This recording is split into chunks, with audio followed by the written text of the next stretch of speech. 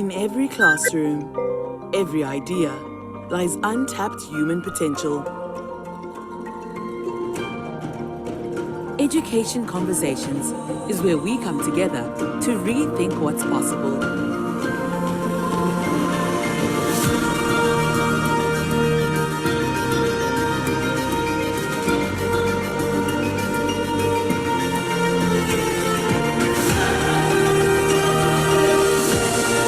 We're driving a dialogue that informs, inspires, and ignites progress. Because real change begins with real conversations. Kagiso Trust, igniting human capacity in partnership with the University of Johannesburg, shaping the future of education. Join the conversation. Be part of the future.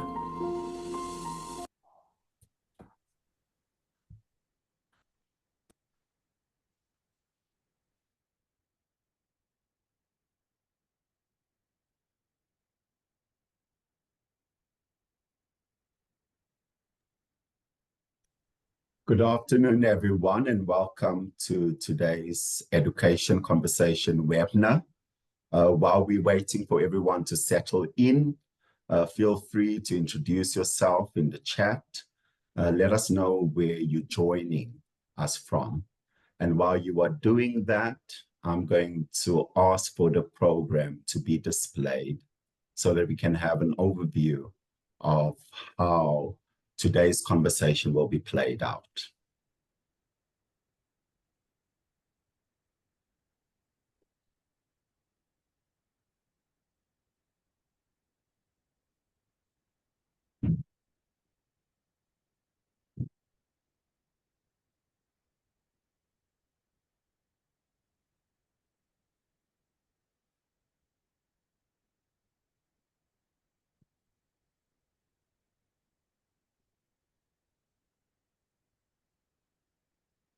I see people have already started introducing themselves in the chat, and I want to invite everybody else to do likewise.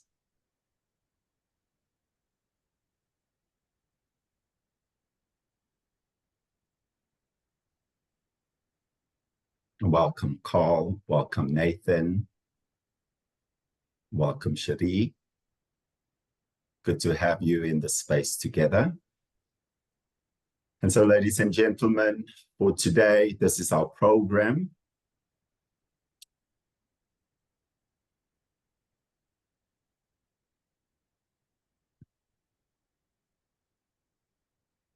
It is 5 minutes past 2, and we will be starting with the opening and welcoming by myself.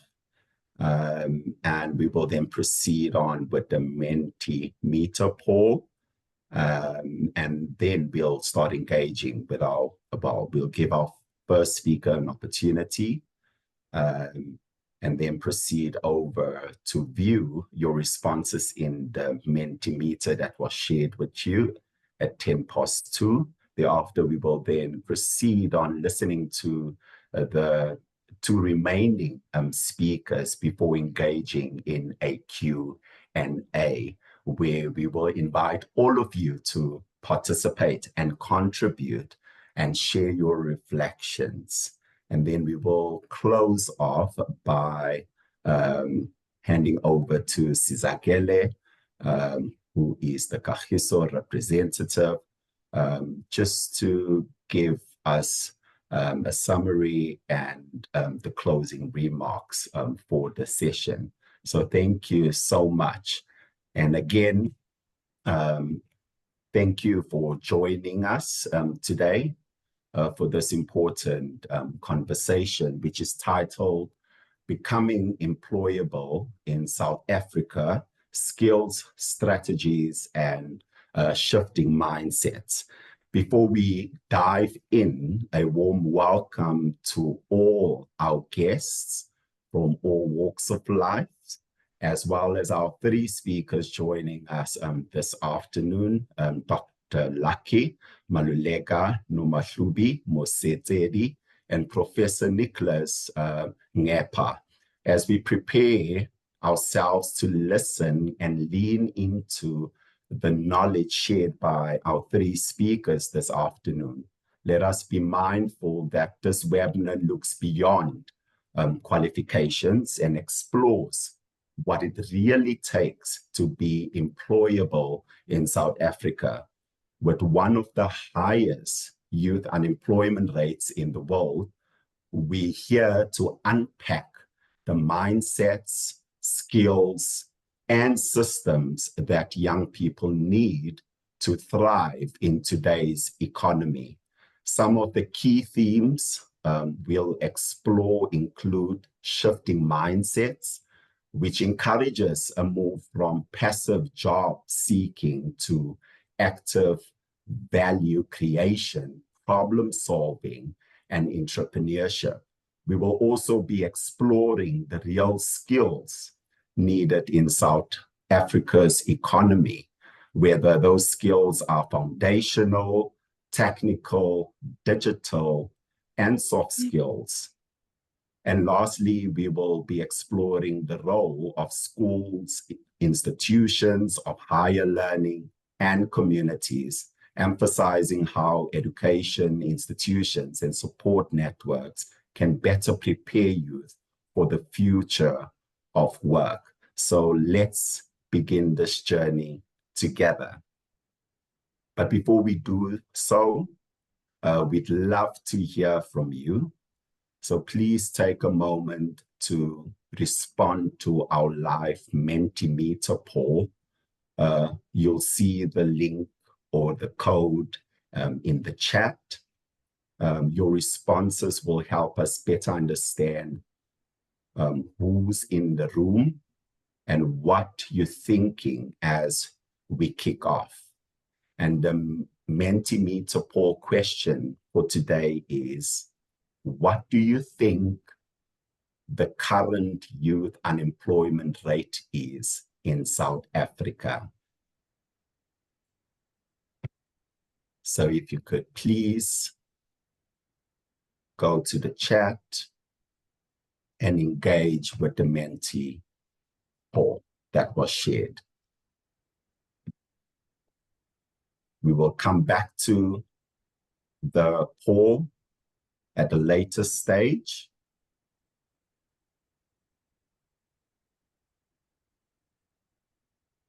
To see what your responses were. And I want us to keep the answers we have given in mind so that we can welcome those answers into the Q&A, which we will be having later on.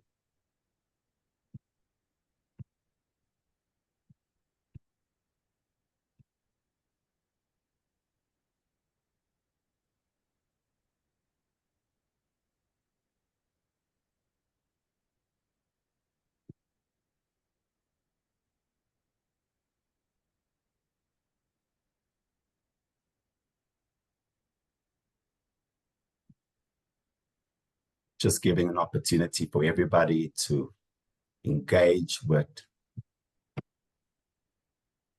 the Mentimeter poll.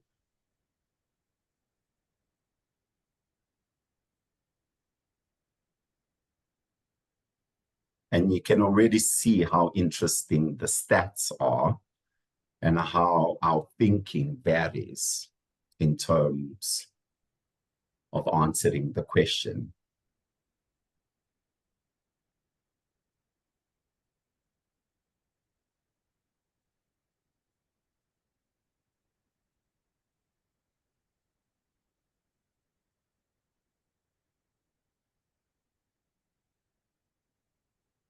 Thank you for engaging and continue to engage with the Mentimeter poll.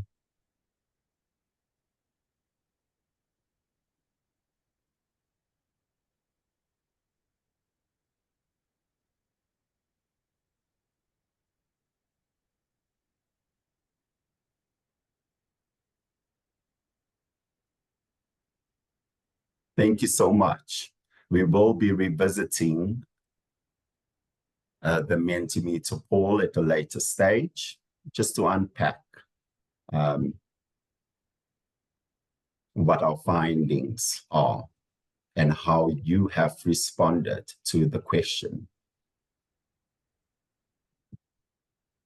Okay, so next up, firstly, I would like to invite our first speaker, Dr. Lucky Maluleka, to load his presentation. And while he does that, let me briefly introduce Dr. Lucky Maluleka. Now, Dr. Lucky Maluleka is a lecturer at the University of Fort Hare and a leading voice in career development and technical and vocational education and training, which is known to us as TVET. Dr. Maluleka's work is deeply rooted in research that explores how young people make career decisions and how the education system can support them more effectively. He has a strong academic background in curriculum studies, assessment practices, workplace-based learning, and vocational education for social change, equipping him to speak not only to the theory, but also to the practical tools and strategies that can transform how youth approach their future. He'll be sharing insights into the importance of career guidance, vocational education, and how young people can navigate the evolving landscape of employment through intentional, informed decision-making. Dr. Lucky Maluleka, over to you.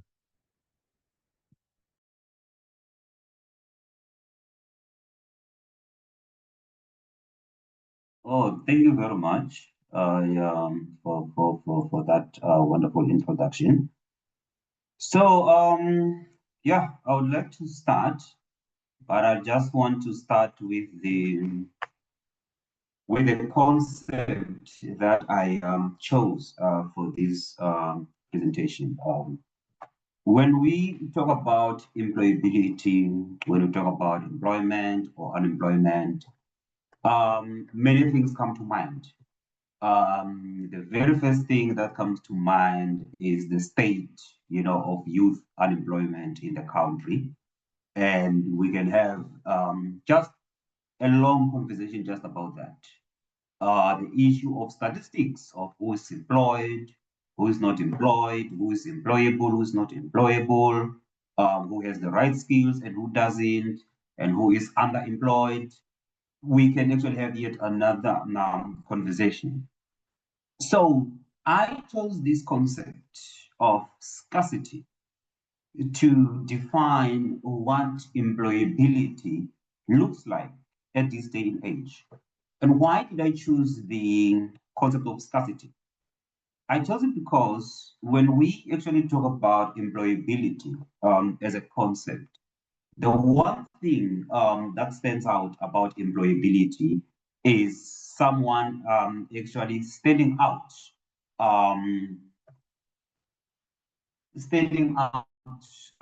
among the. And then now, the things that I would like to cover as part of this, the very first thing is that employability is not just having a job or a degree or a qualification or anything. It's way beyond that. And then I want to focus on it being a scarce resource in this current economy that we. And then what I would like to focus on at the end is the education. But of course, what I would also cover is, okay, as a salaried worker or a wage earner, what does employability look like? As a self-employed person, another aspect that should feature a lot in the education system is the issue of self-employment. Also, what is the difference between self-employment and having a business?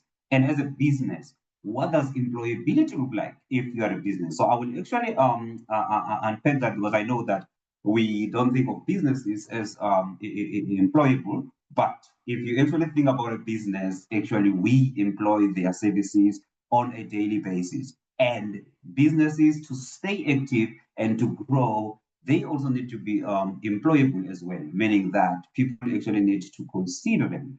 And then I will also now touch on what is the role of education. So I will do the role of education in the conclusion.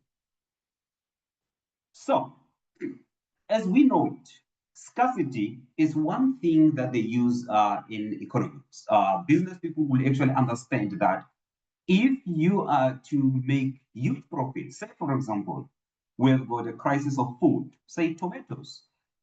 If you can produce tomatoes in a season that most farmers do not produce tomatoes, you are most likely to make money because at that time you can actually determine the price of tomatoes. And the same happens with everything. Now, the same applies to human beings. When you have a skill that most people do not have, you are most likely to be sought after one way or the other. But now, think about a situation where you advertise now a position, and then you advertise a position, and then you get 2,000 applications.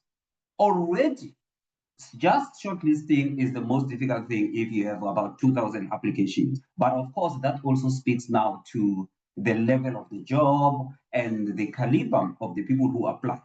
But if you were to advertise a job, a position, and then you realize, oh, you only get maybe 5 or less than 10 applications, that's where we realize that the people who apply for those jobs are the ones with the skills. But the ones who will apply for jobs where a million other people are also applying at the same time, it also speaks to their skills and their employability. And choosing, say, for example, between people who just have a basic qualification and that's all they have, and that is the minimum requirement, now it actually becomes harder.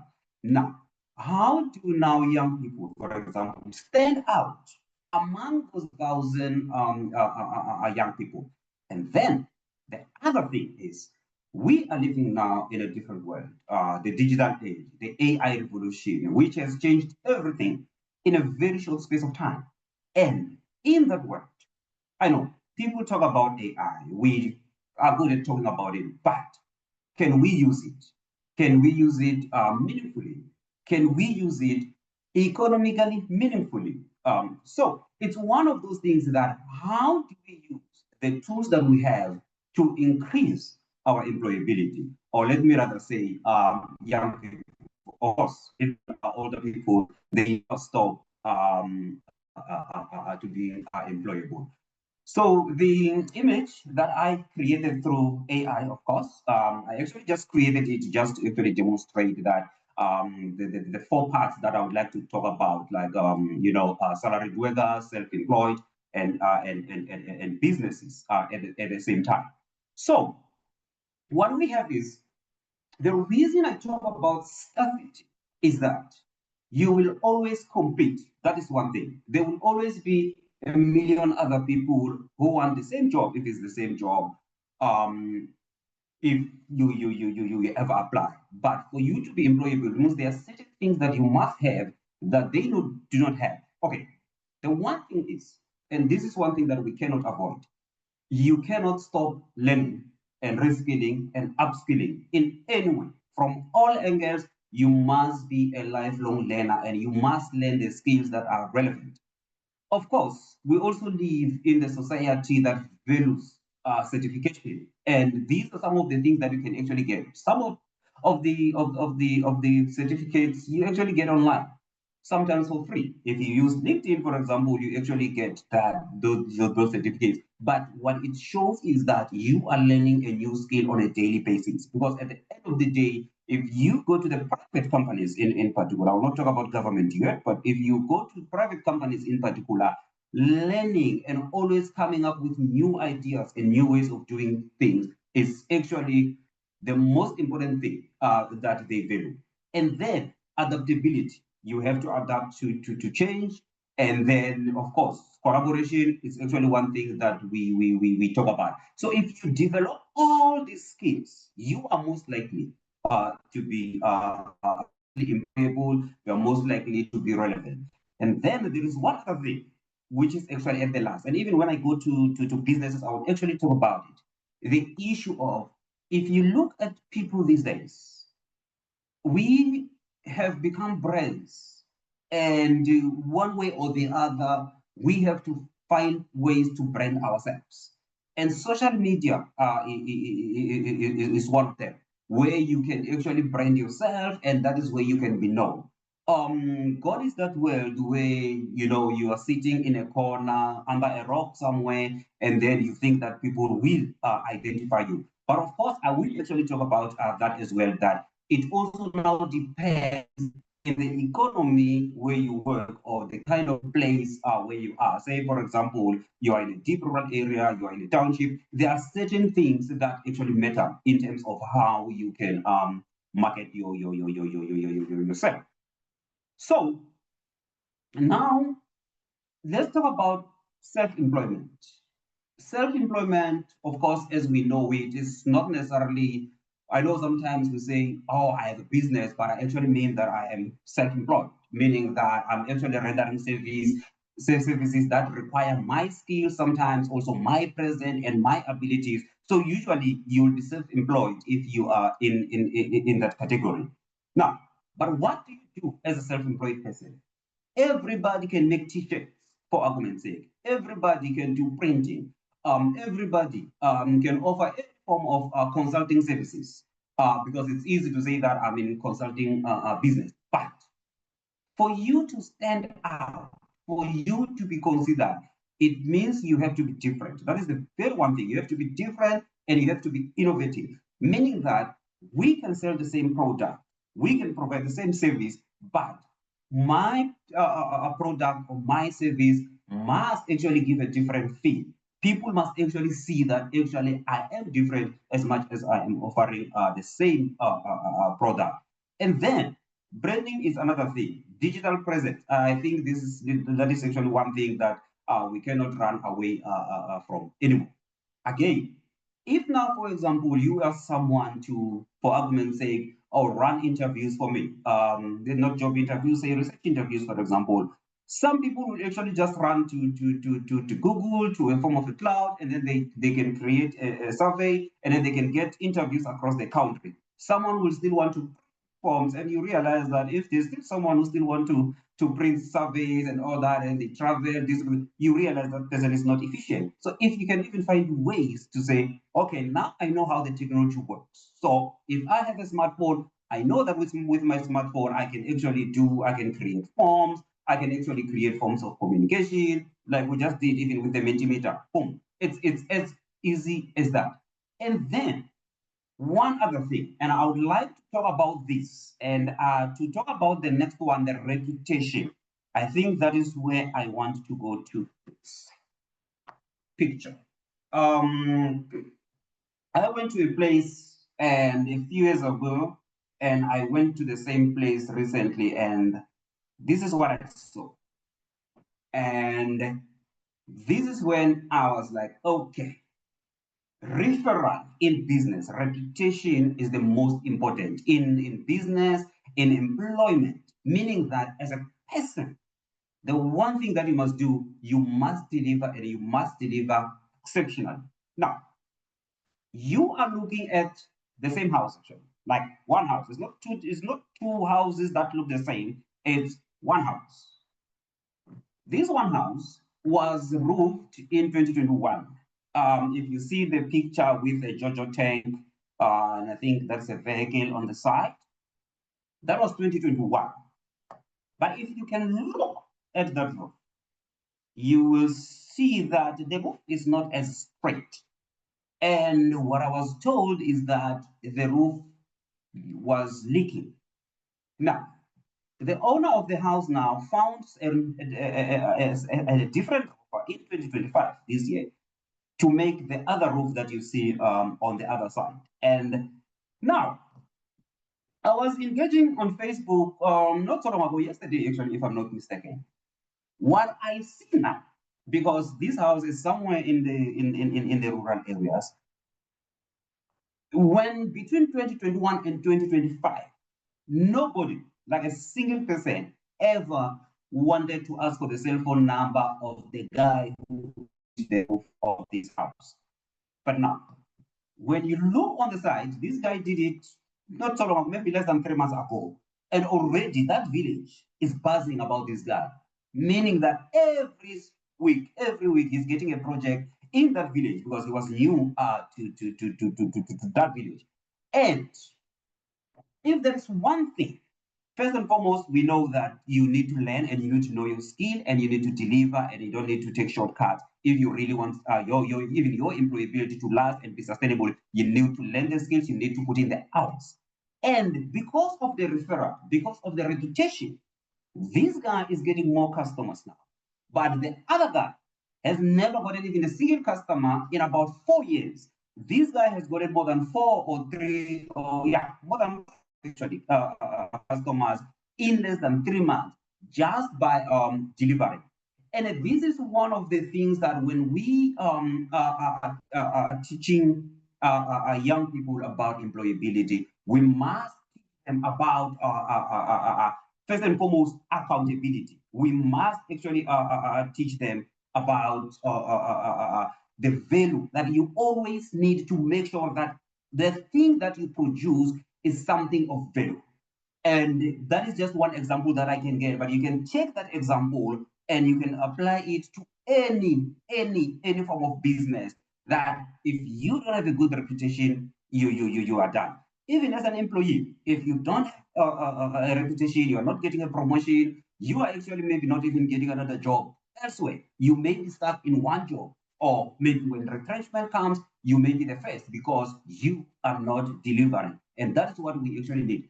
So now, here I just put together a list of some of the skills that, of course, I think are actually very important. But before I talk about 8 of these, because I will not go much into details on the actual skills because they are there and now they are well known.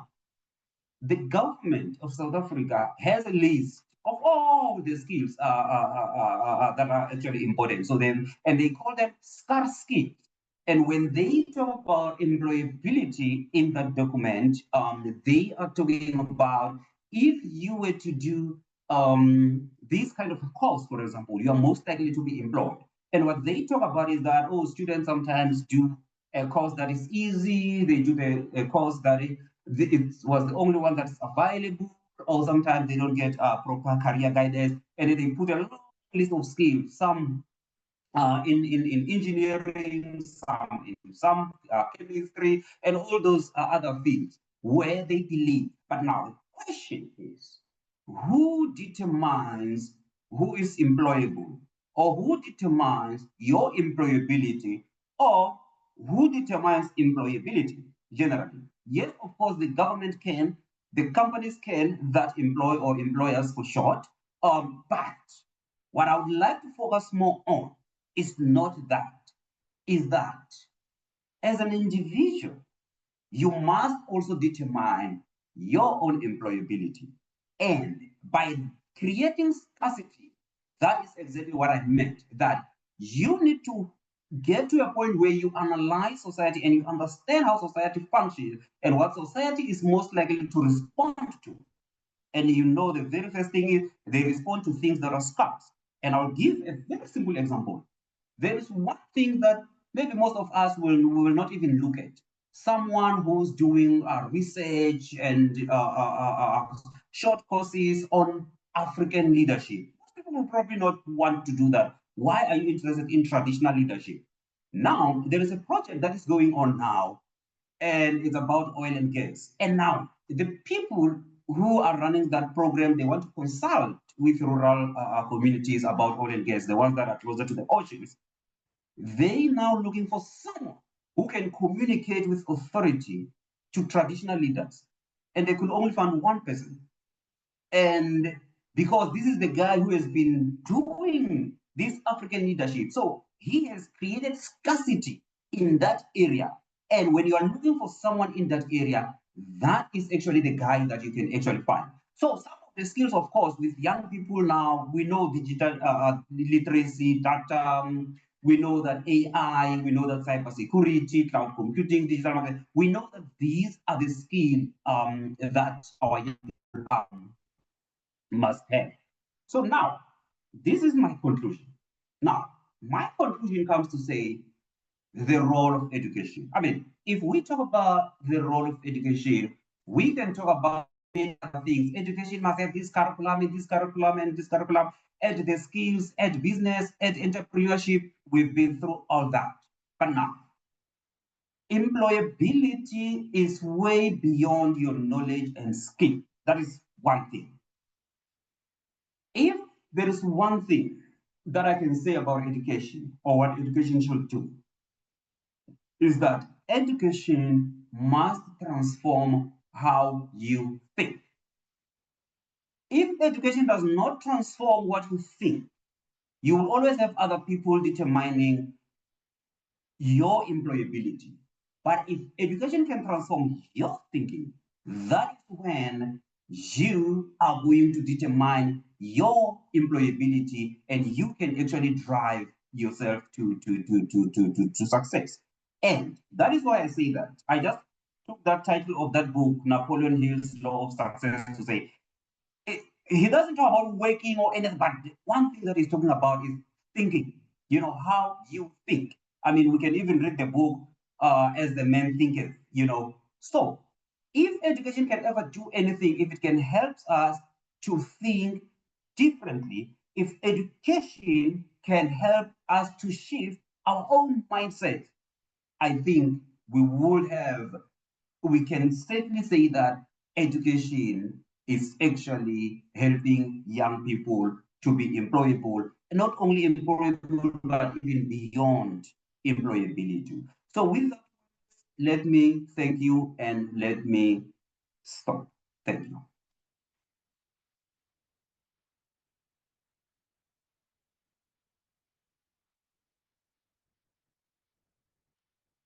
Thank you so much, Dr. Malulega.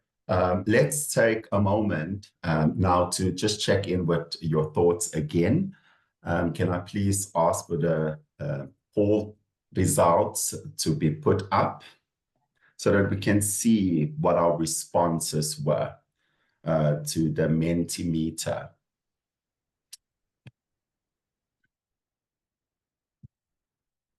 Okay, so over here we see that 12 participants responded, 12% of the participants responded above 60% to the question, what do you think the current youth employment rate is in South Africa?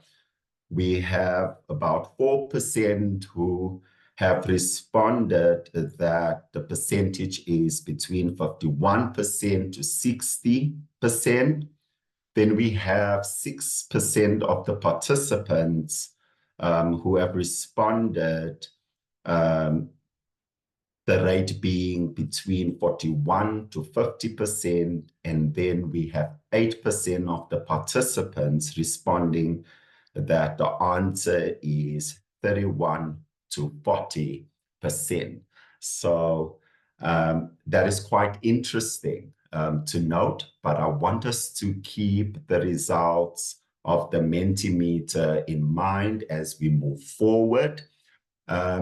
And I also want to encourage each and every one of us in this space to keep the conversation going online by sharing your thoughts or your moments from today's webinar on your personal social media platforms.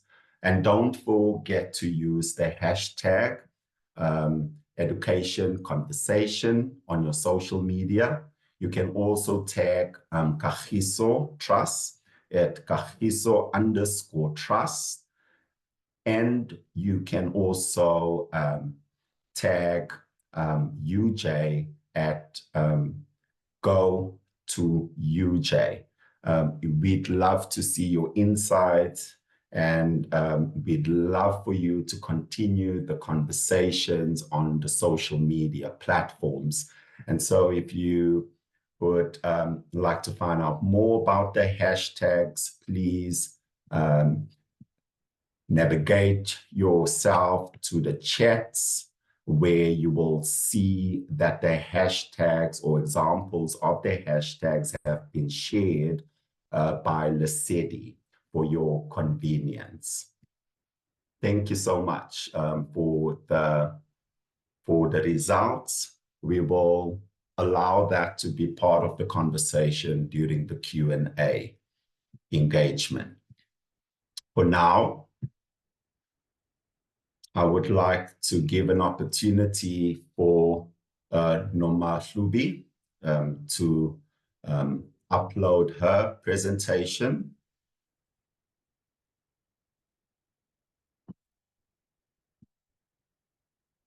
Nomahlubi. I'm here, Dion.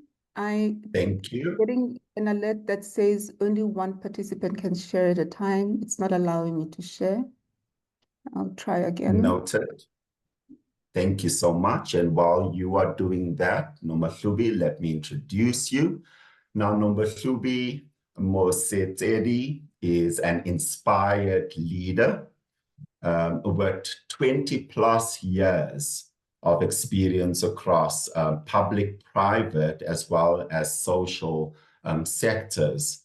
Her work has shaped national youth employment initiatives through organizations like Arambi and the Solidarity Fund. She has dedicated her career to building inclusive solutions for the country's most pressing employed challenges. Her work has helped shape initiatives like SA Youth and various national recruitment platforms designed to connect unemployment youth with opportunities. She has a strong grounding in environmental, social, and governance strategy, stakeholder engagement, program design, and implementation science. Currently, she is pursuing her master's in change leadership at the Gordon Institute of Business Science, where she is researching how public-private partners or partnerships can drive sustainable long-term employment outcomes. Today, she'll explore how partnerships, systems, as well as leadership can create real pathways for youth, especially those often left behind. Nomahlubi, over to you. Thank you, Dion. Am I audible? Yes, you are. Thank you. Thank you. And good afternoon to you and everybody that's on the call. My presentation will focus on unlocking youth potential in South Africa. We'll be looking at how what it truly takes to build a future-ready generation. We'll look at the scale of the crisis, but also the opportunities if we look or if we work differently. The title isn't just a tagline, it speaks to the practical shifts needed in our systems, in our skills pipeline, and in how we think about youth employment.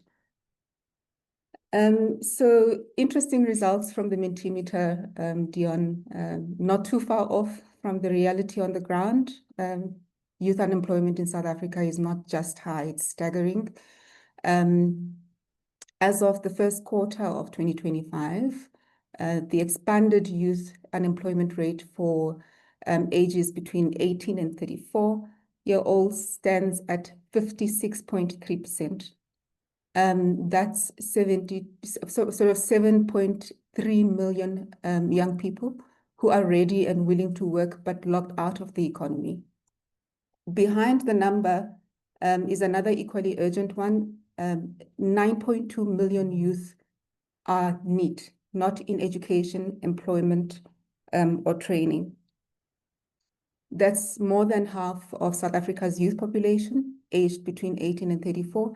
It means a 52.3% disconnection rate, a generation standing still while the country moves forward without them. And the trends are not, well, I mean, the trends are not really improving.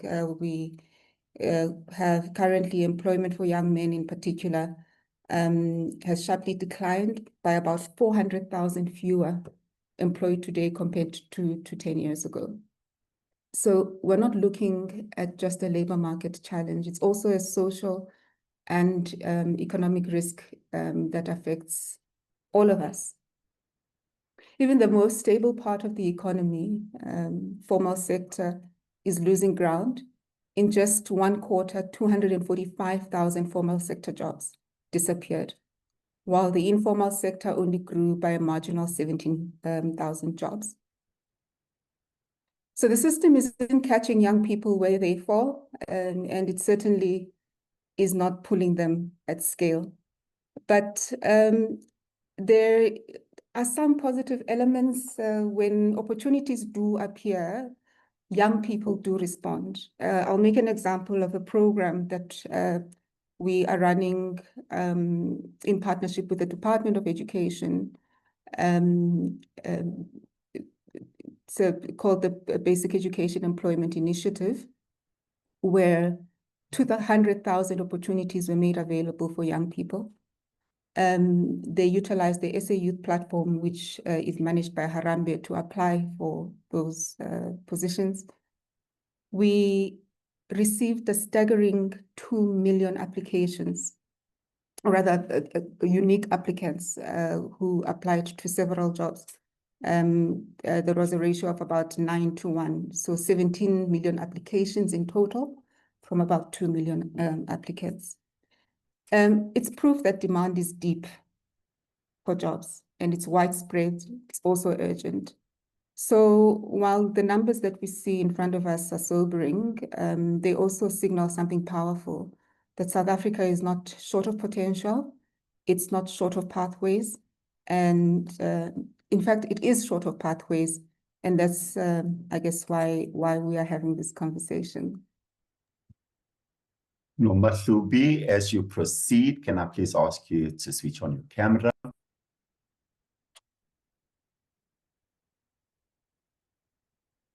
Oh, apologies, I thought I had switched it on. So Dr. Maluleke did touch on what it means to be employable. And so I'm not going to go into much detail on this slide, but often we think that employability is a ticking box exercise of qualification.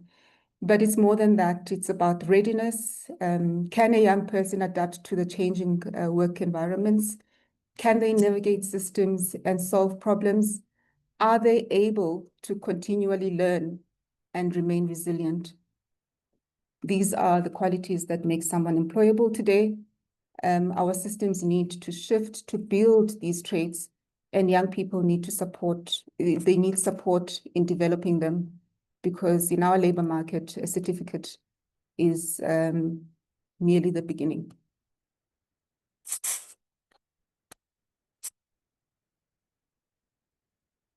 Now, let's take a moment to look at the skills that are actually needed in today's job market.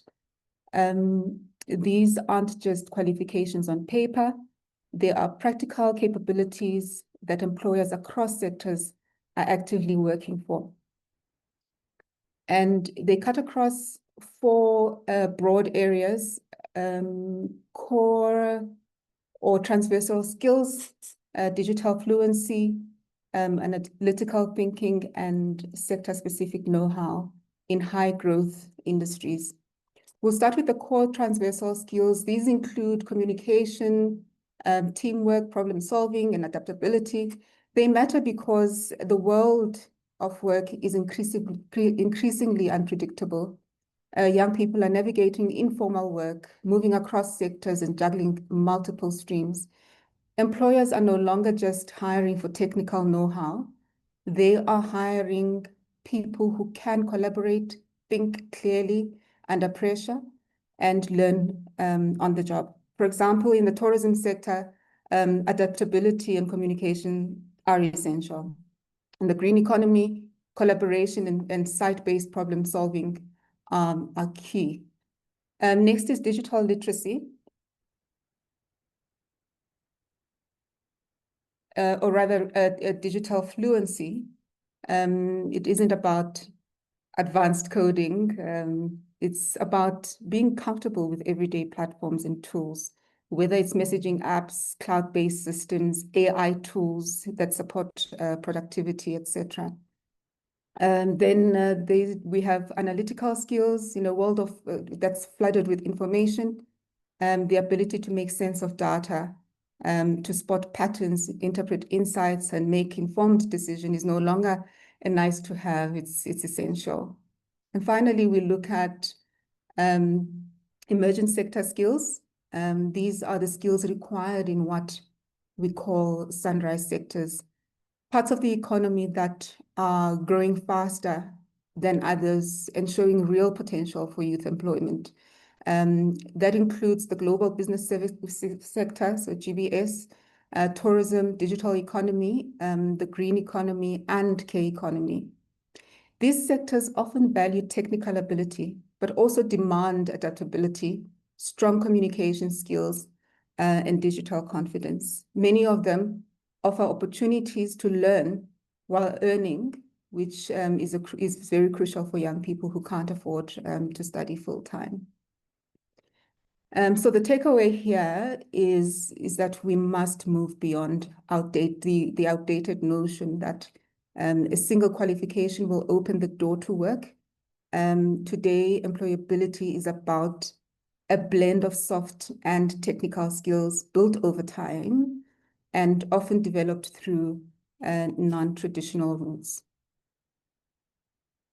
So if we are honest about what isn't working, we know that the education to employment pipeline is not delivering the results our economy needs.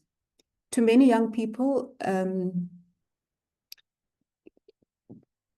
are existing the system the qualification, there is a mismatch rather between what's being taught at tertiary institutions, at schools, and what the labor market is actually demanding. It's not just about knowledge, it's about the ability to apply that knowledge in real world settings. One of the biggest gaps lie in work readiness. Young people need to develop transversal skills, as mentioned earlier, like critical thinking, etc. And these need to be embedded early, not added retrospectively in the end when young people have completed their education. The response then can't be a single workshop or bootcamp. It has to be sustained, integrated, an integrated effort throughout their education journey. We need demand-led skilling, a very popular term that we love to use at Harambee because we realize its importance, where industry helps shape the curriculum and where young people are trained for sectors that are actually hiring. That means creating mechanisms for feedback from employers and translating that into practical learning interventions.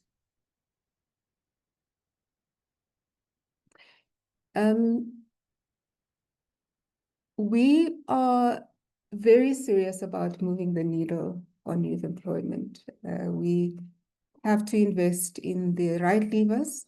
So these are the 5 levers that we usually highlight that create real access and opportunity.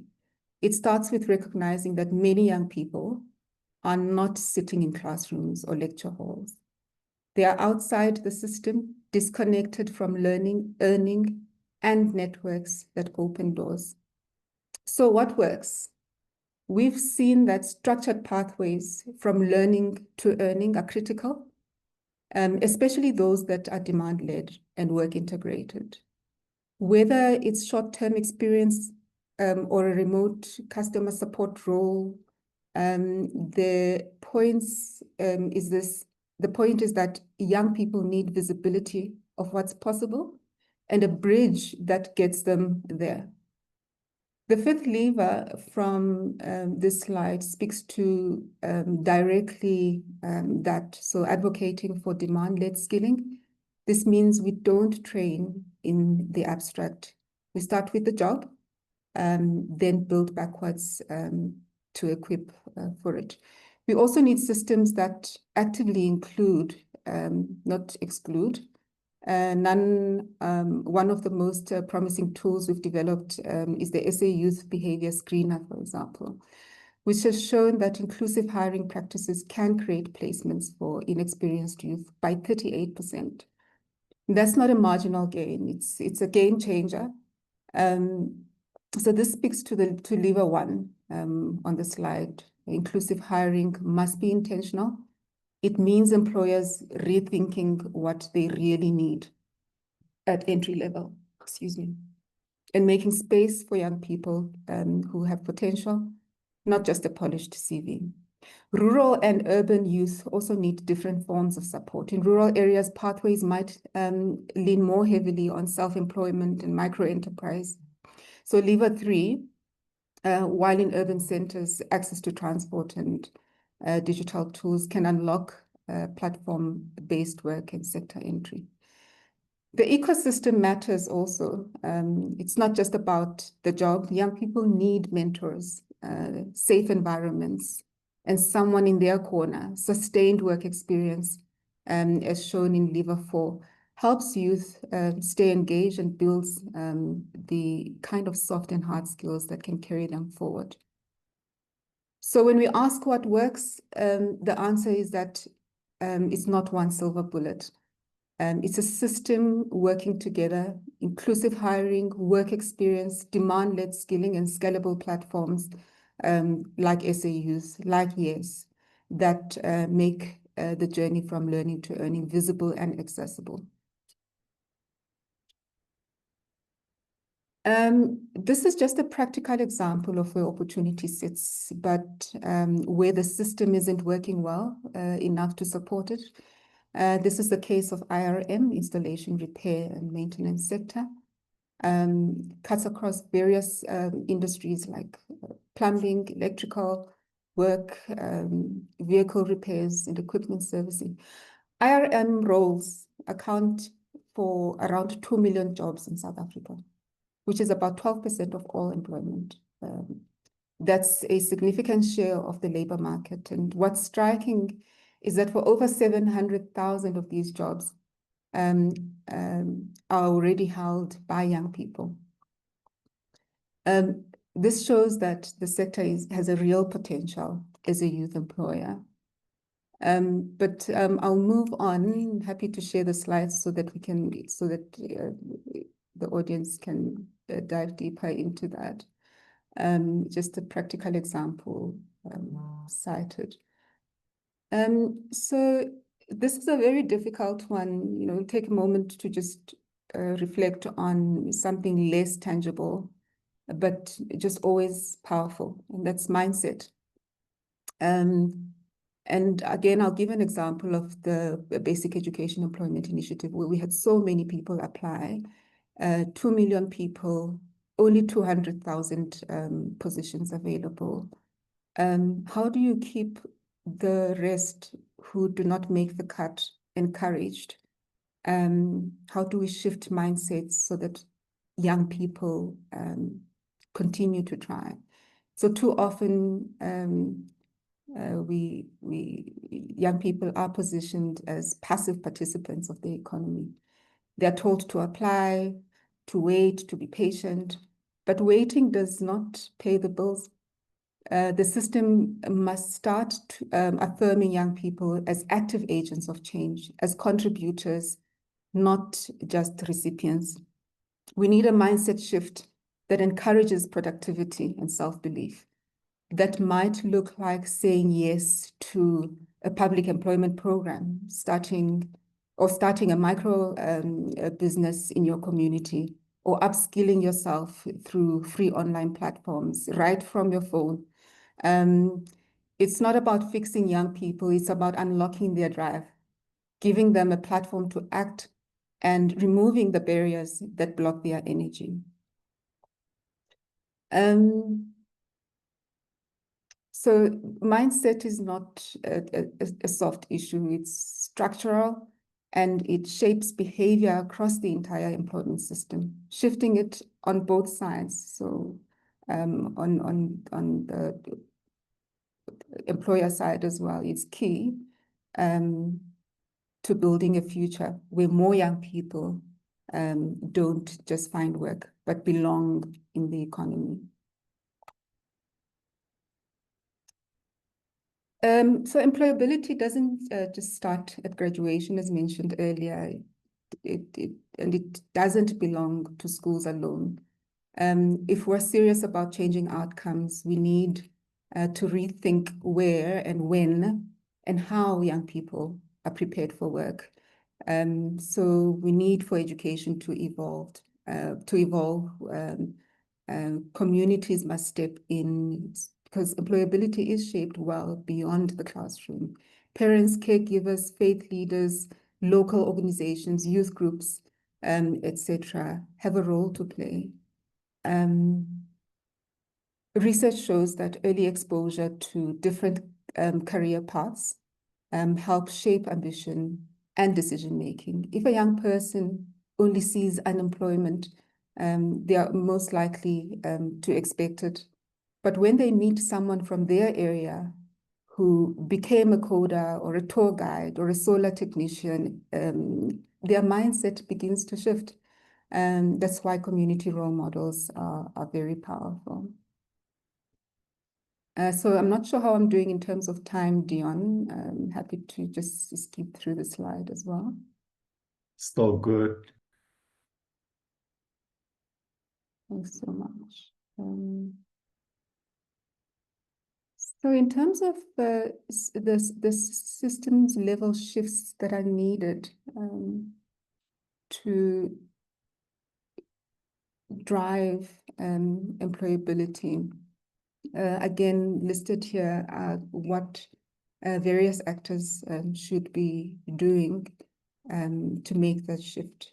So schools, for example, doing more than teaching theory, and embedding real-world skills like communication, teamwork, adaptability, and digital literacy as core outcomes.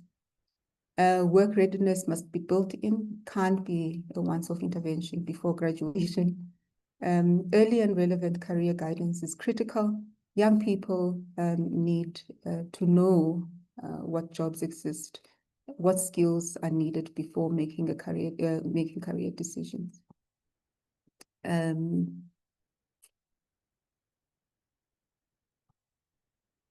then, in conclusion, Dion, as we wrap up, I want to just maybe put forward that South Africa's youth unemployment crisis is not just a statistic. It's a lived experience for over 7 million young people who are capable, who are willing and ready to work. But the systems designed to support them are still falling short. Yet we have proof that when we build the right systems, when we invest in public employment programs, for example, when we make hiring more inclusive, we get to unlock sector level opportunity. Young people show up in their millions, as we saw with the DBE project. So there's a demand. There's a moment. So this moment demands more than acknowledgement. It calls for decisive, coordinated action from government, from employers, from education providers, and from all of us who work and for young people. We cannot afford a small-scale intervention or small-scale interventions or slide efforts or a piecemeal approach. We need system-level shifts that are ambitious in scale and bold in execution. So I'll pause there, Dion, and concludes my presentation. Thank you so much. Thank you so much, Nomahlubi. Thank you for sharing food for thought, and I can already see that people are thinking, are processing, and are already asking questions in the chat box.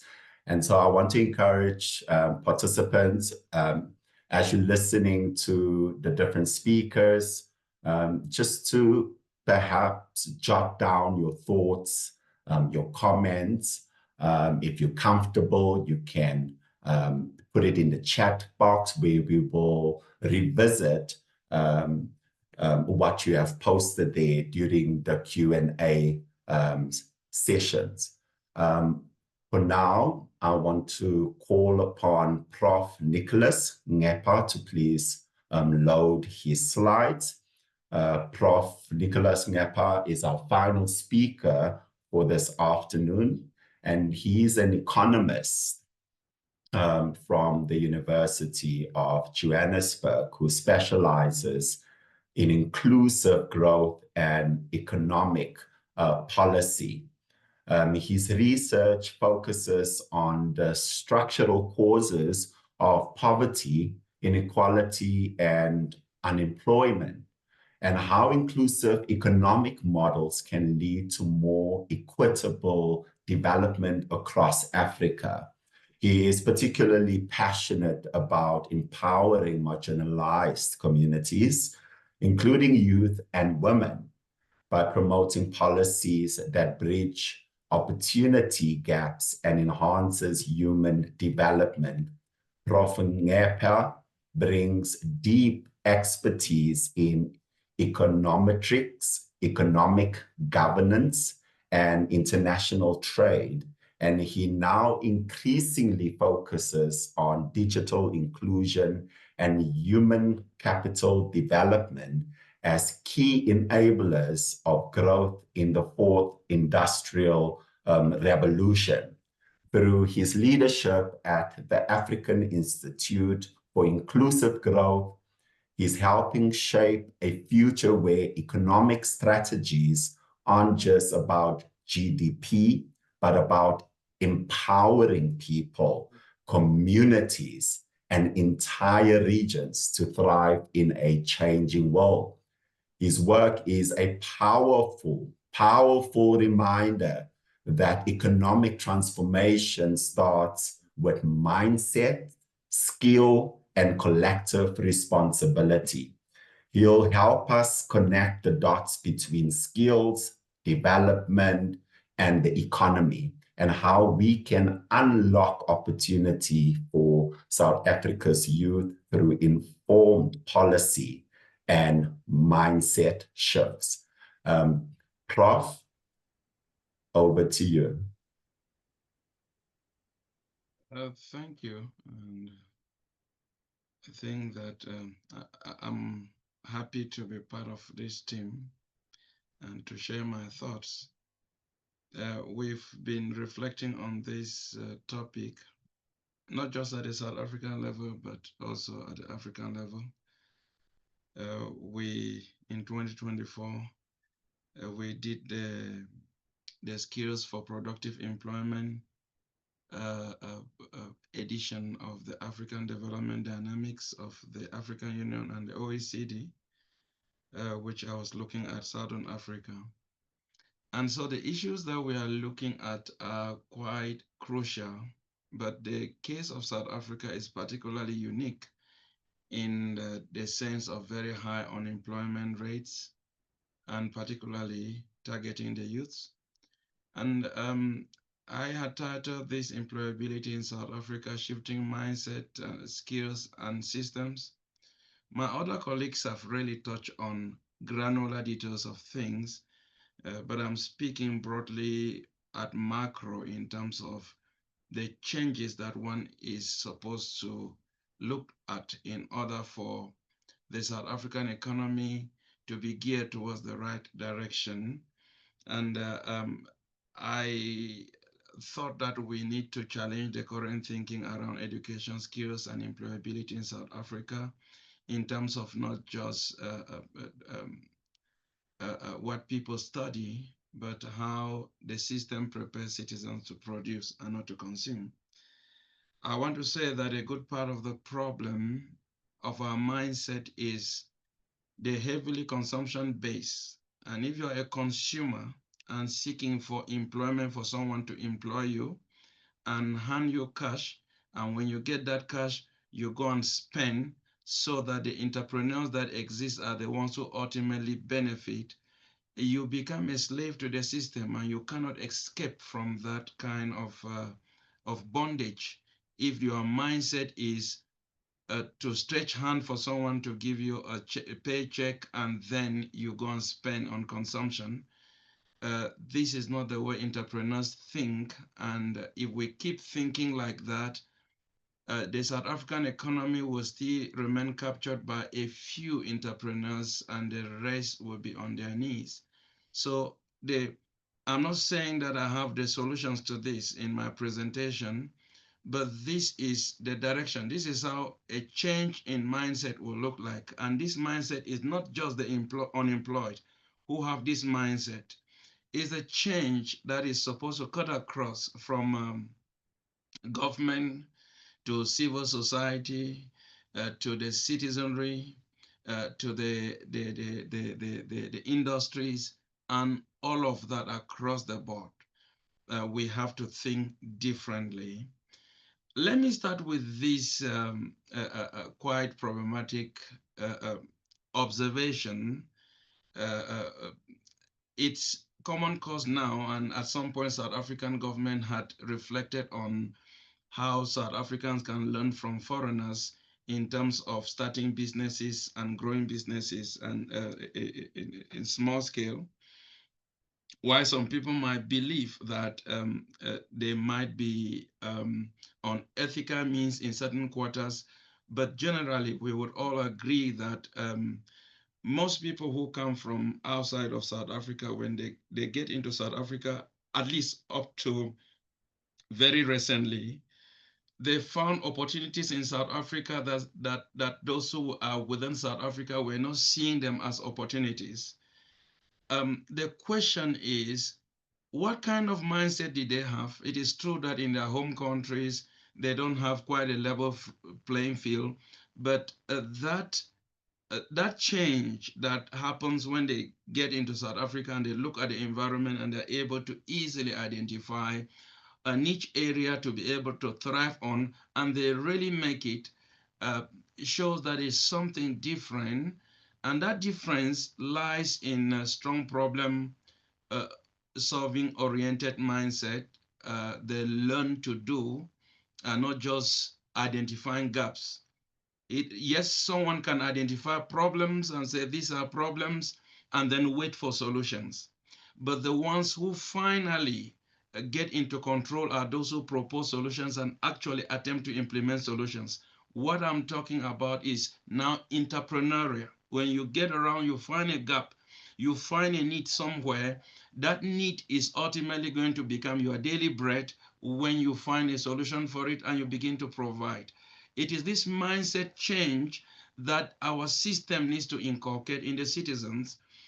We are talking about practical entrepreneurial training from home countries, and even in the informal sector, there's a lot of learning from most of these Africans who come from different countries in the informal sector, which the society in which we are now do not really have that much of. They are less reliant on formal structures. They build resilience and agency. And this happens because of the harsh systems they have evolved in, and they're able to see opportunities when they spot it.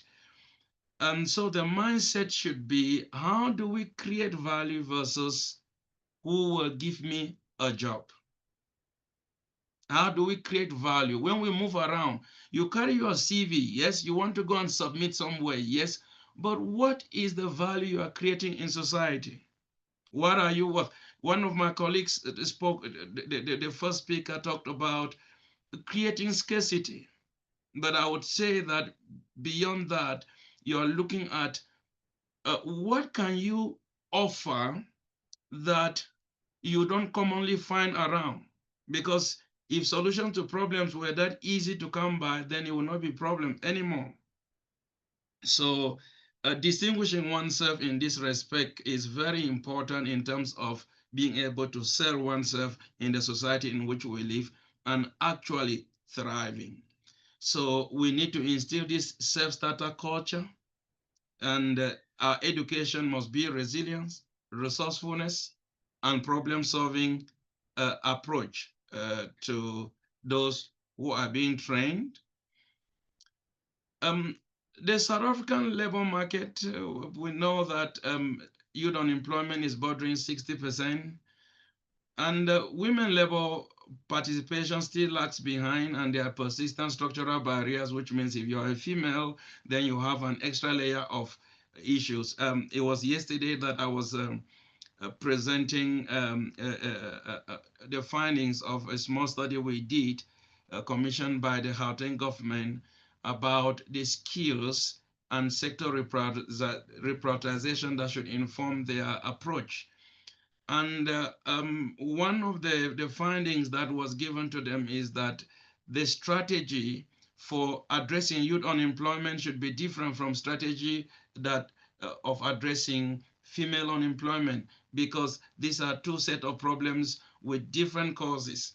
And what I'm trying to say then is that if you're a young female, you might face particularly different challenges. And we saw that even education does not result in employability. Higher education will not result in employability as much for females. And one of the most important things we find, which my colleague who recently, the last presenter, had touched on, is misalignment, skills misalignment. A good part of what we have studied is not what the economy demands. And yet we keep studying these things. We study them, and then after we finish, then we now want to take our CV to the market to get a job. But the question we need to ask even before we choose a career is, where am I heading to? Why am I choosing this career? Is it what the economy gives? And so the importance of career guidance and understanding the dynamics of the economy. Now, understanding the status quo or the dynamics of the economy is one thing, but also the stakeholders actually planning the economy so that in the next few years to come, the current skills is matching up with the direction that we are giving to the economy is very important, which I will touch on later on. What are the short-term fixes for the skills mismatch? The finding that we have is that skills that are held are low or negative employment returns, especially for women, and some qualifications are even worse than not having any form of skills at all. And what to do? We have to shift funding away from oversupplied programs and focus on the direction where the economy is going. And unfortunately for South Africa is a case where we ought to have strong economic policy and planned economy so that we give a framework for the private sector to operate while the government is giving direction to where the economy is supposed to go. And this is through industrial policy. But I don't think we are doing enough of that in such a way that the economy is shaped by the private sector and their decision.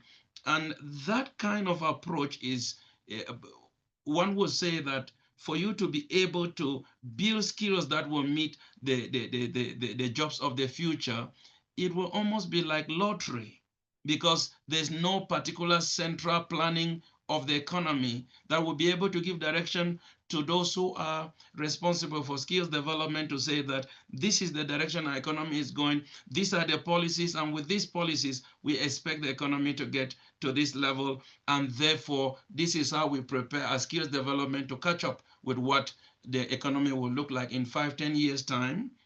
Well, next thing is to invest in work-based learning, digital literacy, particularly which my colleague has touched on, mathematics and tech-centered roles, and so on. These are coming from the recent study that we got, that these are the areas that one has to focus on. Investing in these, but also being able to anticipate and forecast the direction of the economy, the dynamics of the economy. There are various shocks that we're expecting in the economy coming up soon. With the advent of artificial intelligence, many things will be less predictable, and we have to be ready for that. That is, we should have a labor market system or skills development system that is quickly adaptable. And when I talk about adaptability, I am talking about um, being able to uh, uh, uh, uh, give the basics in such a way that the the citizen, the one who is investing in his skill, can adapt quickly within a short space of time. As the economy is changing, so too the employees or those who are responsible for creating values will be changing quickly and adapting to that system. And long-term solution, we have to look at labor market intelligence systems that track trends and is able to real-time inform citizens about what exists not only today, but what the future is likely to look like in the next medium to long term, so that it informs those who are about to choose careers to be able to choose right in terms of studying. Because you can choose a career today, study, and by the time you are done, what you saw as opportunity will have moved on, especially in the fast changing world of today. You find yourself still unemployed, but the time you started to study, you thought that was an important area. This dynamism, this flexibility, we need to build in to our program. So educational planning, in order to align with sectoral development priorities, which I've talked about, is key. And we have to plan labor market and invest in skills with a strategic medium to long-term vision. So we need to train not just to pass, but to produce. Train to transform society. Well, I'm in the training field, so this challenge is also looking at me, but quite often most people are on the receiving side of things, because we receive students and students come in and they say, we want to study economics, we want to study psychology, we want to study law, we want to study this and that. And because there's demand for it, we supply. That is what I was telling the government yesterday, that higher education institutions function based on demand. If there's demand, then fees will be paid, they will supply. But what is driving that demand? What makes a young person come to the university and says, I want to study this? And that means that we need to get back to the basics to prepare people right early on to make these choices, and use resources that we have to redirect the economy to be able to train the right kind of people that the economy needs now and the economy is going to need in the future. And I've talked about foundation. We have weakened the basics quite a lot, because the foundation of critical thinking is diminishing. And that foundation has implications, that weakening foundation has implications. Look at what is happening to mathematics at basic level. Um, we don't really pay a lot of attention to this, but this is the core of critical thinking, problem solving orientation.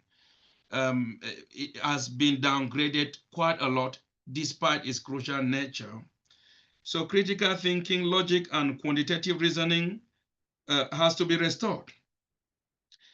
I lecture at the master's level, and uh, the students that we get from secondary to tertiary, quite often when they come in, anything that is a little bit quantitative puts them off. Most students who come in, And you ask yourself, why are you not quantitatively inclined? They say, well, I didn't think that it would be like this. And that tells you that where they are coming from, the basics, something is lacking. It's not really they are making, it is the foundation that is being laid. And they are not the ones who laid the foundation. So the erosion of the basics has followed secondary education. And so we have to prepare learners for lifelong adaptability, not just routine outcomes. So this adaptability has to come at the foundation phase. It would be unfortunate that perhaps my colleagues who might be online now and thinking that they will get some quick advice, quick result for now, may not easily get it, because unemployment is a structural problem and the solution has to come with a little bit of time. So let me talk about the importance of soft skill. My colleague has already talked on, because what you need to adapt quickly now and to get yourself going for those who are in the job market is what you have. First, find out where does it fit in, and how useful it is. Where can I put into use? Then look at your soft skills endowment. And soft skills is very important because it can also make you more adaptable in different situations. And you have to look at that. And once you look at that, you get what you are doing now. But my advice is think beyond today, how to invest in yourself to now adapt to the changing economy, so that you move from low return skills to high return skills. That change can be made over time. So that transition plan is important. We have to shift, I said before, and I want to insist detailedly, that from consumption to production. Current cultural orientation is consume now and worry later. That in itself makes you a prisoner. It makes you dependent on the system that fits you. But for you to become independent, you have to have something that you're offering that the system needs, so that you're not captured. We need to reframe. Earn today what you consume tomorrow. Don't borrow your future. Because this is the basis. If this mindset shifts, it will lead to savings, which will lead to generating capital. One thing I began by talking about why people who come from outside seemingly are more resilient. One other thing is their innovative ways of raising capital through savings, because they don't have banks that finance their entrepreneurship. We have to inculcate a savings behavior or savings culture, not a supermarket style of savings. You go to Pick and Pay and they say that, well, this one thing is selling for 50 Rand, but if you buy two, you are going to save 30 Rand. That is not savings. And that's the savings we are growing. This generation, this is what they think of savings, how to consume more for less. But that is not savings. You are still eating into your future. We have to then promote entrepreneurial citizenship in this way. And the mindset change, mindset will determine our behavior. Passive job seeking will lead you to ultimate unemployment. Active value creation will make you employable. You can even become an employer, but even if you are not an employer, but you are able to create value, somebody will desire you because you have something that someone somewhere wants. And schools and higher education we must teach to orient our learners to problem solving over problem spotting. We teach people to identify problems, but we don't teach them to solve problems, to mechanisms to bring solutions to problems in society. And that is what will make society dynamic, if they are able to not just spot problems, but solve them. Adaptability, resilience, and creativity, and to enable youth to participate and shape the economy, and not just depending on the economy. What I'm trying to say is that we need to move out of depending on the economy that someone is creating and being an active participant in shaping that economy. And therefore, we have to put value beyond that. What institutions must do, build fundamental, the school should build fundamental and soft skills, teamwork, communication, digital fluency. I had a slide on that. Higher education and TVET, bridge to employment, internship, job shadowing, apprenticeship, and so on. And this will be short to medium term strategy. And communities and employers, open space for youth entrepreneurship, share data, and help co-design curriculum. That is, we need more close collaboration between the private sector and the tertiary institutions and even secondary institutions in terms of what must be given as teaching. So in conclusion, from crisis to capability, we are not lacking potentials, we are misdirecting potentials. The potentials are there, but we are shaping them and misdirecting them to be dependent on the system as opposed to being value creators in the system. The challenge is structural as well, and therefore I'd said that you can't just change it overnight. It's structural, it's not personal. So we have to train to solve and not just to qualify. We have to align skills to real labor demand. And we will have to instill a production-focused mindset. And I believe that this is how we can move from such unequal society that we have, which is the one that I've just described, of a small group of people owning the economy, and then employees become slaves to the system. That is what is at the root of the inequality. We have to move from that to inclusivity, and that will only come by empowering job seekers to job creators. I'm going to stop here. Thank you very much for listening to me.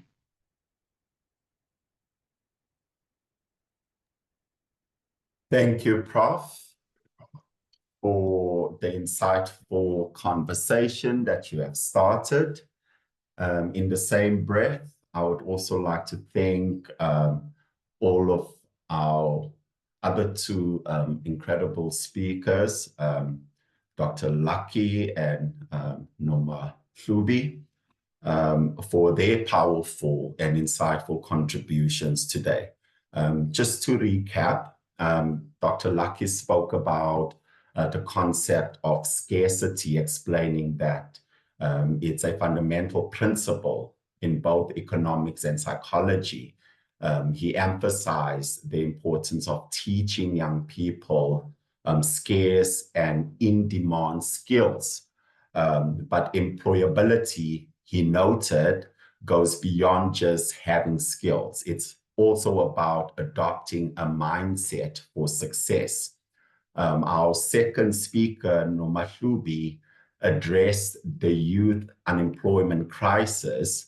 She stressed that tackling this issue isn't just about ticking boxes.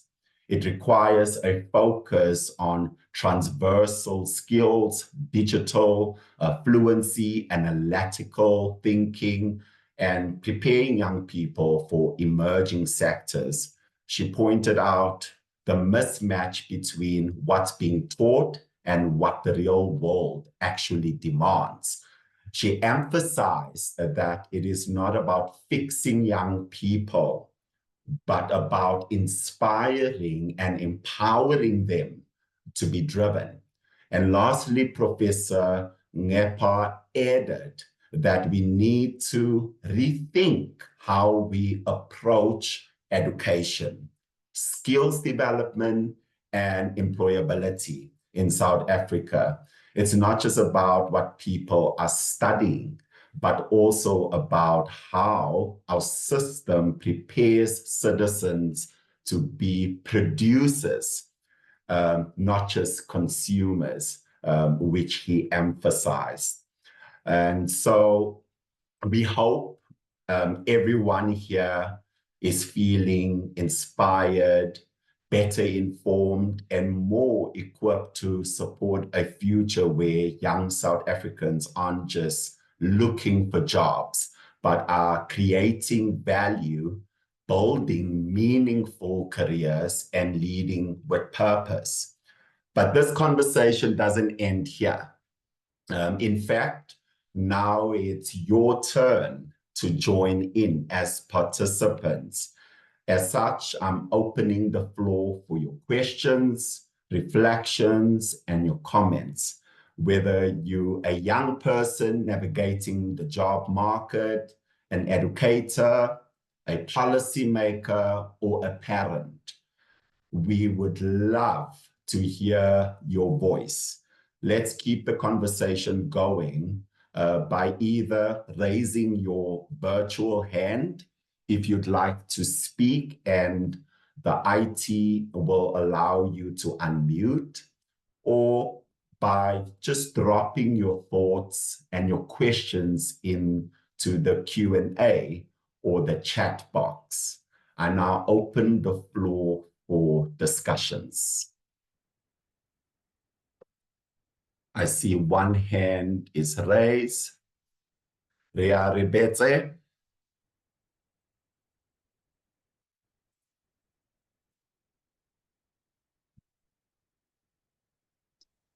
Good afternoon, everyone. My name is Rea Good afternoon. And then my question is that right now I'm currently in 2 internships. One of the scarce skills that were mentioned in the meeting I do have. One of them is I'm currently in an IT internship. I'm doing data science, and then another one is cloud computing. My only concern is one, I do not have any degree or diploma. I only have an NQF5, and I am going up against people that in the job market obviously might have similar skills but have an advantage over me. In terms of they have, like I'm mentioning, a degree or diploma. Another question is, I want to go study, but again, tech is very broad. So also this is me asking for advice, and yes, I hope my question is a bit clear. Thank you so much. Your question is clear. I'm going to ask either Dr. Lucky, Noma Thubi, or Professor Nicholas, if you are able to switch on your cameras, unmute yourself, and in no particular order, either one of you can choose to respond to the participants' statements or questions or reflections. So we're going to first Let me answer Ria Betse. Let me Yes, start. Prof. I might give only a part of that response, and I know that my colleagues will also give something. The first thing I want to tell you, Betse, is that you are on the right footing because you have the scarce skills, and you are still young, I suppose, and you have enough time to build on that. So think about building on that. And don't be too troubled about competing with people who have degrees already. You're already in an internship, you were taken for an internship, and it shows that there is room. But build on and grow. As you start the internship, you will start to see what is it that is required and where are you able to provide value best. As we walk, we look forward and we're able to see a little bit further. And the further we walk, the further we can see. So what I'm advising you is, in the internship, you are now better placed to appreciate the labor market, what is required differently from when you were not in the job market at all. Use your opportunity at the internship to be able to determine the niche area where you have to invest in studies, so that from there you can create a link to get to tertiary education to invest more in yourself. And the more you invest in yourself, the better it will be for you. Thank you. I'll leave it here, give opportunity to my colleagues to say better. Dr. Lucky, do you have any response? Noma Lubi, Thank do you have you. any Thank response? you. Yeah, no, just briefly, and thanks, Prof. Ngepa, for actually mentioning that. I think what I will do is to build on that. And I think the presentation on the ground is the issue that having a skill or having a qualification of some sort is just a license. You still need to know how to drive. You just got like one foot in the door by having that. It's something that you can actually present. But employability is more dependent on you as an individual. First and foremost, what do you do with that? So what I can say is that the most important thing is you need to understand your industry. That's actually the most important thing. It's not about you getting a job and actually doing everything because they say that, but you also need to understand that industry. And understanding the industry is not just understanding that particular industry. And I'll just give one quick example that if you are in IT and if you are in, sorry for people who live in Port Elizabeth, for example, I used to live in Port Elizabeth. Most people will leave Port Elizabeth because they know that IT is not a big thing there. So that is actually another thing that do you know where the opportunities of that field are? But one thing that you do, and this is what an internship was meant for in the first place when internships were actually introduced those years ago in South Africa. Internships were there for you to start networking. That was actually the very first thing that you network, you talk to people, you show them what you can do. So my advice to any young person who is in an internship is that is an opportunity. If it's 1 year, if it's 18 months, make it a point that you capitalize on that social capital. Let me leave it there. Thank you. Thank you so much, Dr. Lucky. Noma Subi, do you have a response? If not, I want to. I'm definitely covered Yes. by my colleagues, and colleague, just keep one eye on the market as well. Sectors like fintech, health tech, AI, those are growing, and you've got a good basket of skills that align to those industries. So I think keeping your eye on the market is one of the things that you have to focus on. Thank you so much. Kollega, your hand is up. You can unmute yourself. Hello, Hi, can you Kollega. hear You me? can ask a question or share your reflection.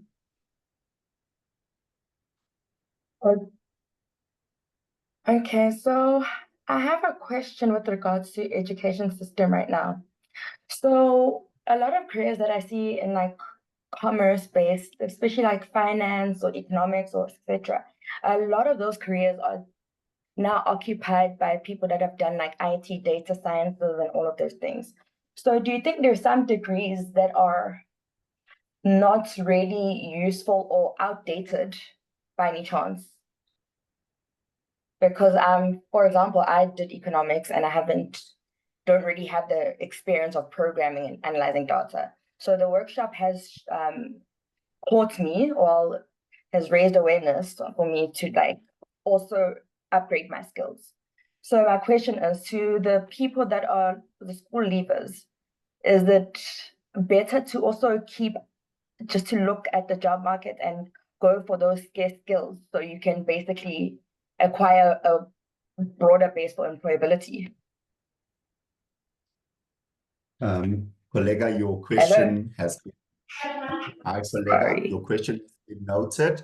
I'm going to just give an opportunity for everybody who has raised their hands to ask their questions, and thereafter I will then give over to the speakers to speak into the questions and comments, given that so many hands have gone up, and I'm just very conscious about time. Okay.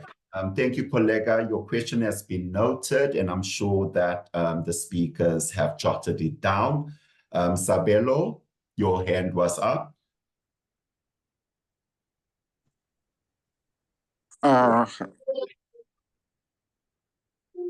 You can ask your question, Sabelo.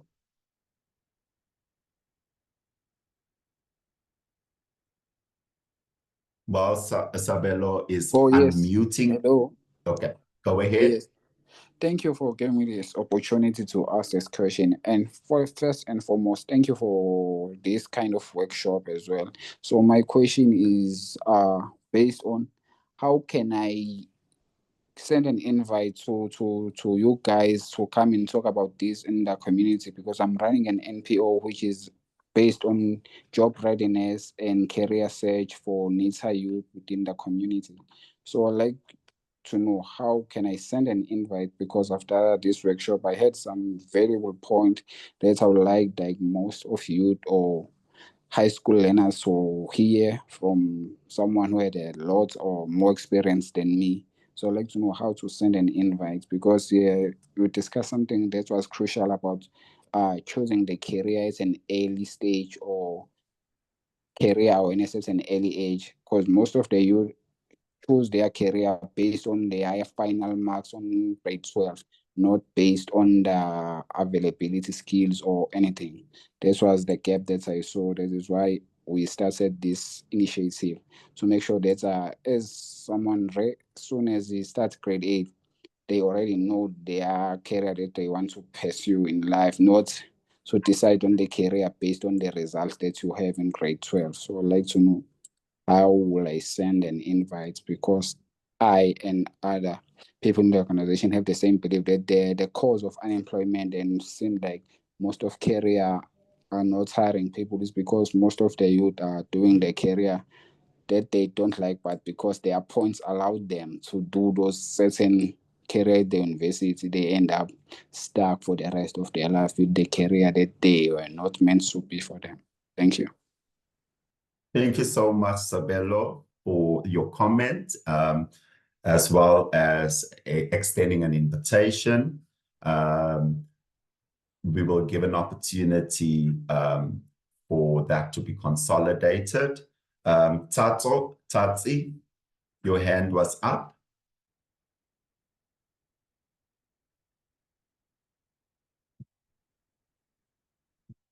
Is Tatsi still in the space? Yes, Your hi. hand was up. How are you doing? Yes. I would like to say that thank you to Prof. Nicholas. I think his points are very important, that we must create a kind of a problem-orientated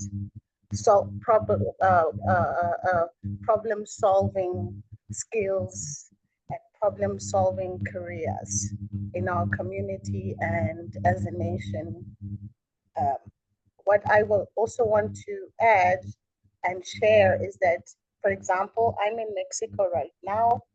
I have been a school teacher for the past 8 years or so, and I see how the government really goes out of their way to empower teachers and to constantly keep them updated. And they keep them updated through short courses offered by government, short courses offered by the school, so that the teachers are constantly updated in order to teach updated material, to teach in an way.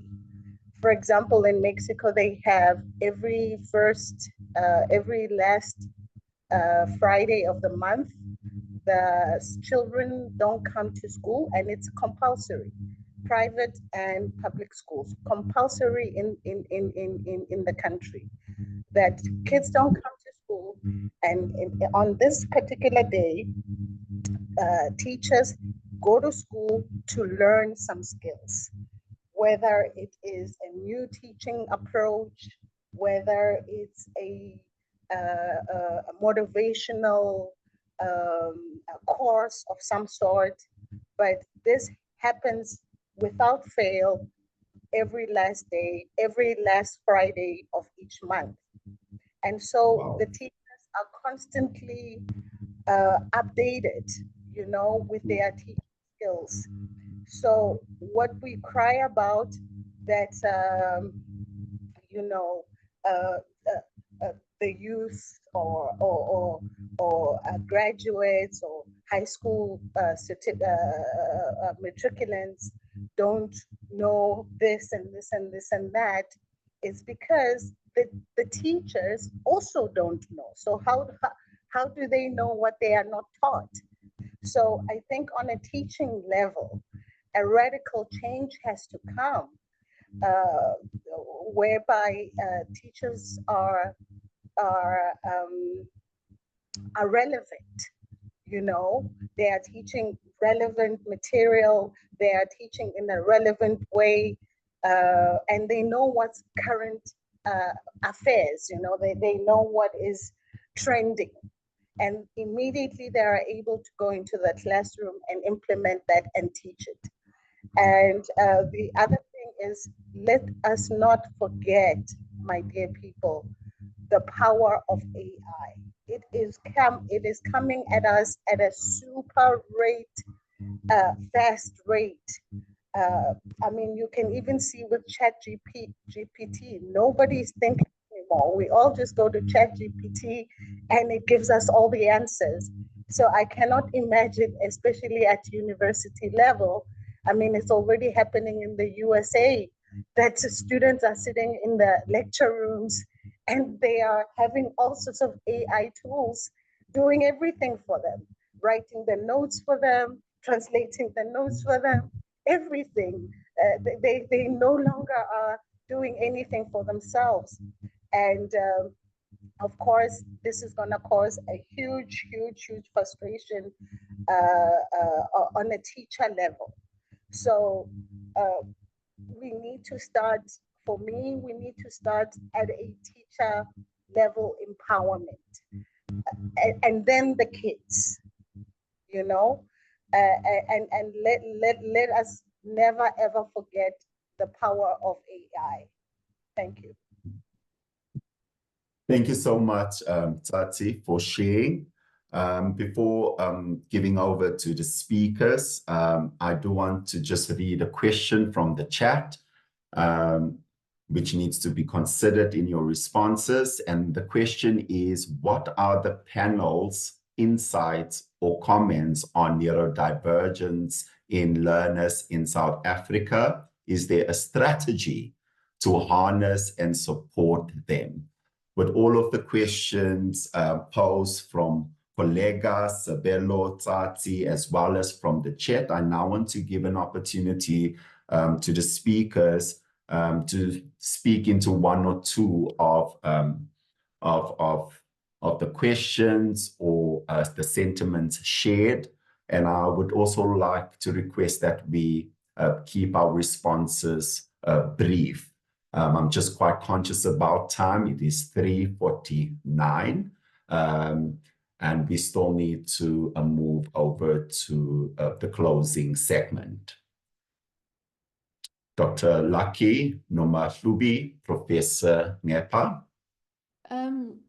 Thanks, Dion, Sabelo, also for the meaningful work that you're doing in your community.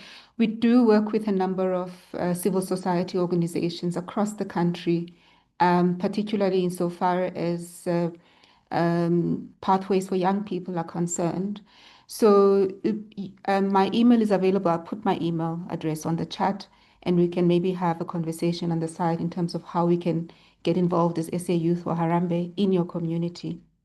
We do a lot of advocacy work, particularly in rural areas where there's less reach to these type of programs that we run. And so you can get in touch and we'll take it from there. Thank you so much, Nomahlubi.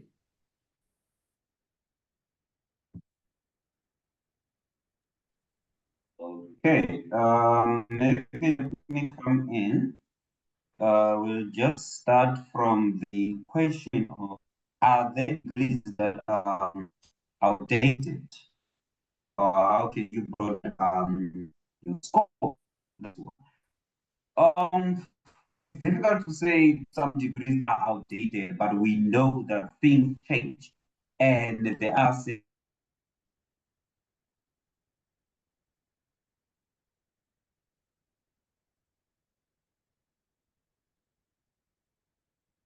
Dr. Lucky, you are muted.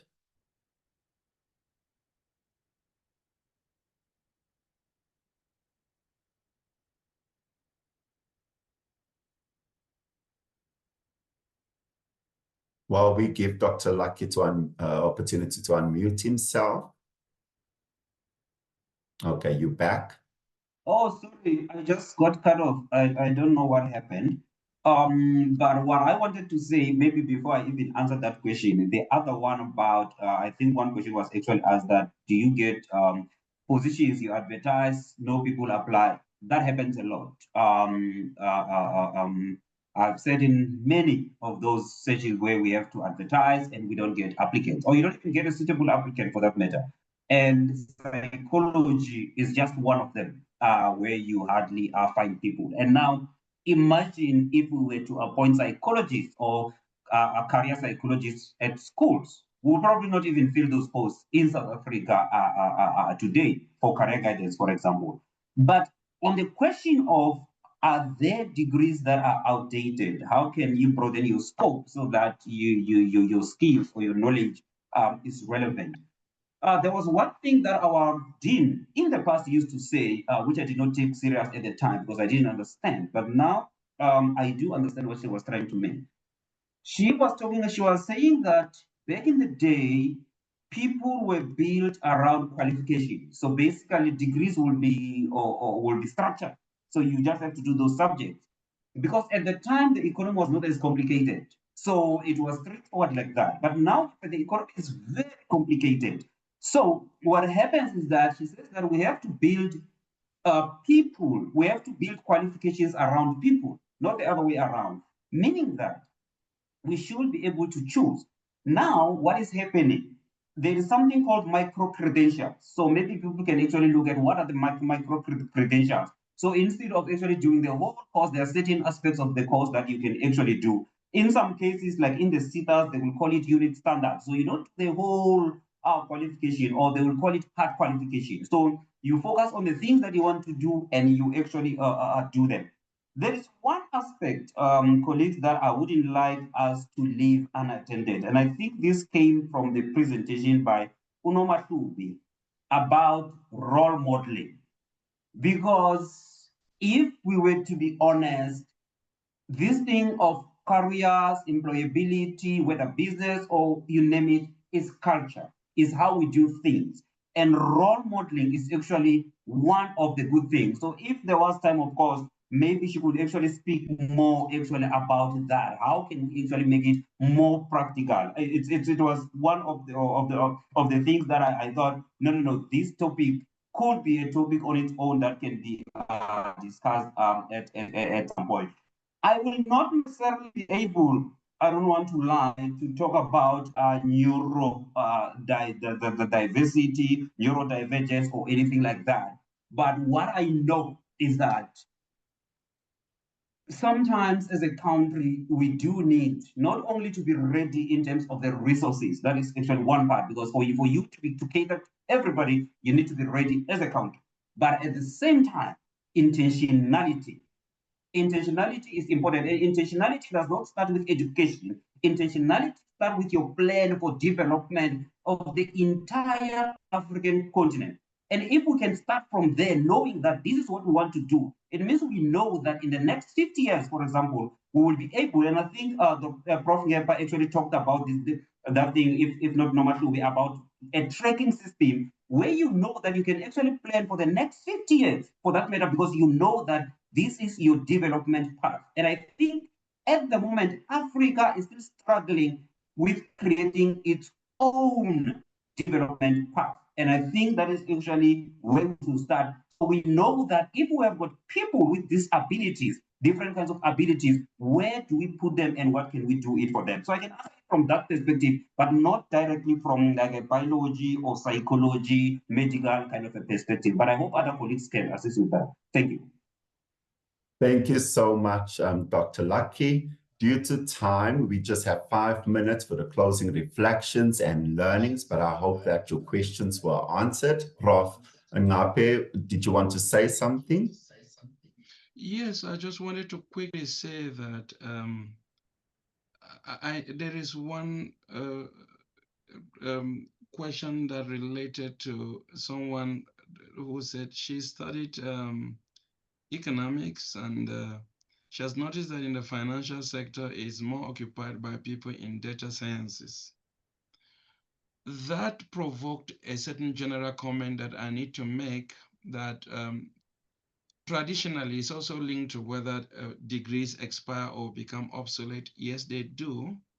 We need to constantly adapt them. But in this generation in which we live, if you are narrowly specialized, the world may not be for you anymore. Yes, you may have your niche area, but you must have knowledge of bits and everything around you. Not just to say that I'm an economist and I'm stuck in economics. And engineers are good at doing this. Engineers begin by being engineers, and that tells you that the foundation that led them to engineering is critical thinking. But you find ultimately that they generally adapt, and you find them managing, you find them in financial sectors. But when you look, you trace them, they were originally in the engineers. This is what I meant by adaptability in skills when I was presenting. So if you have a particular niche area where you are specialized, also try to do short courses in a number of other areas that directly affect where you want to go to, so that you can see the road in a broader way. I'm also I would try to avail myself to be able to help in communities, to do career guidance whenever possible. So I've also posted my emails, but you can get through the organizers to get my contact. Thank you. Thank you so much, Prof. I will now hand over without delay to the Kagiso representative, Sizakele, just for closing reflections. Good afternoon, and may I start by thanking our speakers for preparing for this conversation, but also thanking both organizations, Kagiso Trust and UJ, their executives on the vision for having this platform, and the staff that works behind the scenes for this. But mostly thank you to the attendees that made time not only to sit here, but to contribute into the discussion. As we come to the close of today's important conversation, which is becoming employable in South Africa, skills, strategies, and shifting the mindsets, we are reminded that employability in our country is not just a certificate. It is about capacity, character, as well as context. We have reflected deeply on the agency of shifting the mindsets, from entitlement to agency, from waiting to creating, and from job seeking to value offering. What Prof has just said now resonates well with this, that don't just wait, create. And the call is clear. Young people must see themselves not just as future employees, but as active participants and problem solvers in a dynamic economy.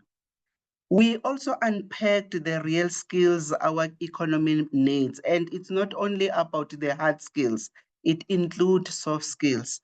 It is also not just the technical know-how, but the human skills of critical thinking, adaptability, creativity, communication, and resilience. These are the currencies of the modern world of work. And this is what will give our young people a competitive edge anywhere they go to access the opportunities that they might find themselves in. Our speakers also acknowledge that employability is a collective effort. Schools, institutions of higher learning, and communities must all reimagine their roles, not only as providers of knowledge, but as enablers of pathways, confidence, exposure, and networks. Today, we did more than discussing a challenge. We lit a fire of possibilities. We recognized that while the statistics are daunting, as we have seen in the beginning. They are not our destiny. With the right skills, strategies, and support systems, we can shape a different future. It is a future where every young person has a place, a purpose, and a path to productivity. Let us live here as we live this afternoon with a commitment to action, to mentoring, to partnering, to collaboration, to innovating, and most of all, to believing in the South Africa that our youth can live in and can grow the economy. We thank you once more for your time, your insights, and your passion. The real work starts now. As the two organizations, a huge thank you and safe travel those that are traveling, going home, that are home, as safe navigating into your home. Thank you.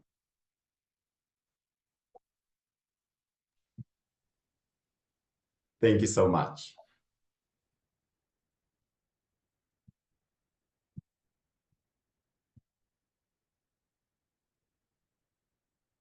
Ladies and gentlemen, this is the end of our webinar, and you are more than welcome to exit. Have a good day and go and sow the seeds in the communities that you find yourself in, and bring about the change that has brought us all together in this space together. Keep well. Thank you. Until next time. Thank you, everyone. Thank you. Until next time. Yeah, I forgot to leave. Leave me.